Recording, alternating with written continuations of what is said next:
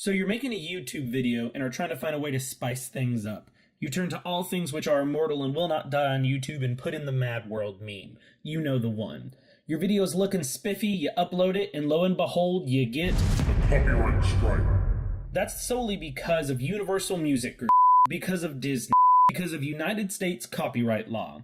So today we're going to stick it to the man and learn to write our own version of Mad World. Step 1. Analyze the music.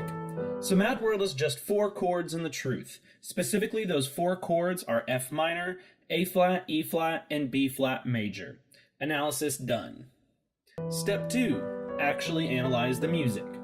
Okay, in addition to our chord progression, there are a couple key elements we want to replicate. The first is the piano, which plays a central role in the song. To save time and money, we aren't going to write any lyrics and just put everything on the piano. You gotta make sure there's lots of reverb and it sounds really sad. Second, the left-hand accompaniment is just a basic rocking back and forth from the root of the chord to the 3rd and 5th of each chord. No fancy inversions here, Gary Jules ain't got time for that kind of crap. Third, the melody is simple, bare, and played with the right hand with no added harmonies. An important element to note that we are going to replicate is the range of the melody. The intro and verse is fairly low and sticks to a generally limited, comfortable range most of the time. Then at the chorus, the melody moves higher and stays in that higher range to create a contrast. With the 3 elements in hand, let's get cracking. Step 3, melody. We need a melody that matches the meaning of the song. With that in mind, I just need to come up with something somber and extremely cliched. Now, to save even more time, we're not even going to write an original melody, we're just going to steal one from someone else. I think the DSE array will do nicely for this. It has a nice range which parallels that of Mad World and is overused just as much.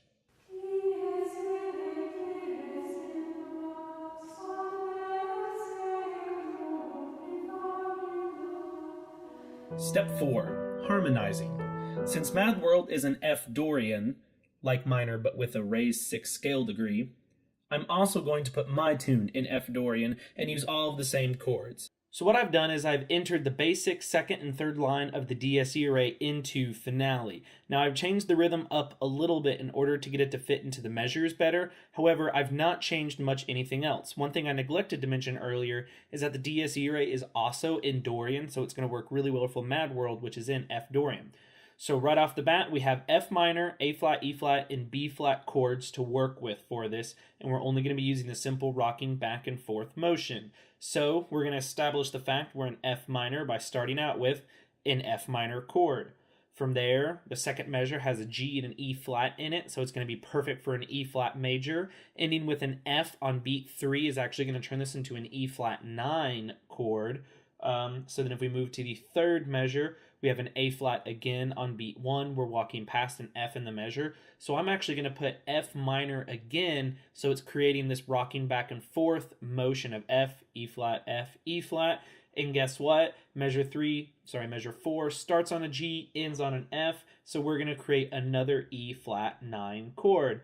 This is going to take us to the bottom line. Now, whenever I was figuring out what to do for the 5th measure, I ultimately decided I didn't want to use any of the 4 chords we have available, so I threw in a C minor chord because I thought that added some nice variety and some nice color, and the majority of the measure uses C and E flat. Now for measure 6, this one's going to be a little bit tricky. I ultimately decided to use the A flat major chord here, even though A flat would have worked really well in measure 7. I used it in measure 6 because that G right on beat 1 gives a sort of major 7 sound to it, and then ending on F creates an A flat 13 chord, which ultimately adds to this extended chord sound that we've established earlier. For measure 7, I want to use F minor again. Now notice it's going up to E flat on top, so we're actually creating an F minor 7 chord, which I think has a really, really pretty sound. So again, embracing this idea of extended chords, we have a basic bass, but we're adding a little more color. And finally, we get to the last measure. There's only one chord that we haven't used yet, and it's the most important chord that establishes the fact we are in Dorian, and that is the B flat major chord. So right off the bat, we're going to have B flat major. Now notice for this last beat, I'm going to have to only put in a single note, because if I put in both D and F, it's going to clash with the fact I'm already holding F at the end. And if you notice, we begin that measure on C, we hit it a couple times, so that's going to turn this last measure into not just B flat, but a B flat 9 chord. So now that we have our harmony in place, let's look at the rhythm. If we come here to the first two measures, this is really, really boring what we have written. It's just note, note, note, note, note, note, note. We want to add some variety to it. So I'm going to find easy ways to do that. And one way I can do that is adding a dotted rhythm on the first beat. That's going to put this eighth note off the beat. Pretty nice, and I think that's going to make everything I need interesting up to this point. I want to turn this into another dotted quarter note, and I'm going to turn the first note of measure 3 into an anticipation, which means it's before the measure. So again, we're adding some movement off of when the left hand is going. I think the rest of this measure is fine. I feel like this goes a little too fast into the half note right here, so instead I'm going to change this first note to a quarter note and have it walk in like this. That's going to create some better, it's going to create a slowing down, which is what I want. Moving on to the third line, I don't think I'm going to change anything in these first two measures. It has a nice rhythm. It starts slow, speeds up, then goes back down to a half note. Also, we have movement off of the left hand.